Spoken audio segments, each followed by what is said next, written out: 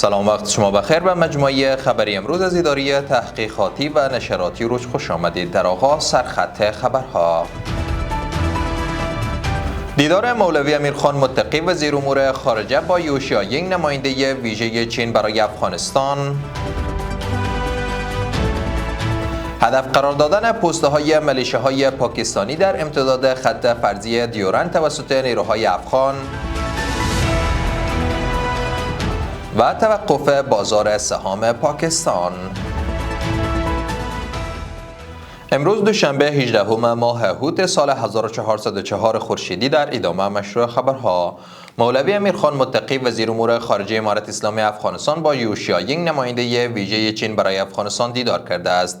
وزارت امور خارجه میگوید که دو طرف در این دیدار پیرامون گسترش روابط دو جانبه میان کابل و بیجینگ و نیز تحولات اخیر منطقه گفتگو کردند. با گفته این وزارت، آقای متقی با اشاره به تنش‌های اخیر با پاکستان گفته که امارت اسلامی افغانستان به جای جنگ به حل مسالمت آمیز مشکلات اولویت می‌دهد، اما دفاع از خاک و مردم خود را حق خود می‌داند.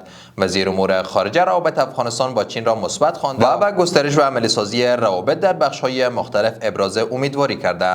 در حین حال نماینده ویژه چین همدردی حکومت این کشور را با خانواده‌های افغان‌هایی که در حملات اخیر پاکستان شهید شدند ابراز کرده و گفته که بیجینگ برای کاهش تنش‌ها میان افغانستان و پاکستان تلاش می‌کند.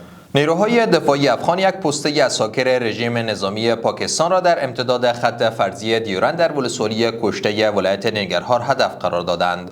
مولوی وحیدالله محمدی سخنگوی قلوردی 201 خالد بن ولید میگوید که این پسته توسط هوان SPG-9 به گونه کامل منهدم شده است. سید مجتبی خامنه‌ای فرزند دوم سید علی خامنه‌ای به عنوان رهبر جدید ایران تعیین شد.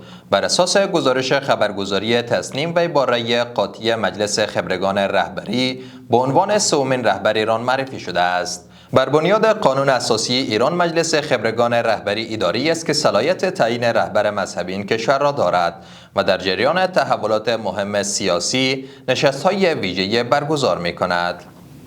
و در آخر شبکه خبری الجزیره گزارش داده که به دلیل فروش گسترده داد و ستد در بازار سهام پاکستان متوقف شد. بر اساس اطلاعات اولیه، بازار سهام پاکستان در وضعیت نابسامان قرار دارد و شاخص اصلی این بازار به 9000 واحد کاهش یافته است. همچنین سرمایه‌گذاران پاکستانی به دلیل وضعیت اقتصادی، سیاسی و امنیتی جاری در کشور نگران هستند و سهام خود را می‌فروشند.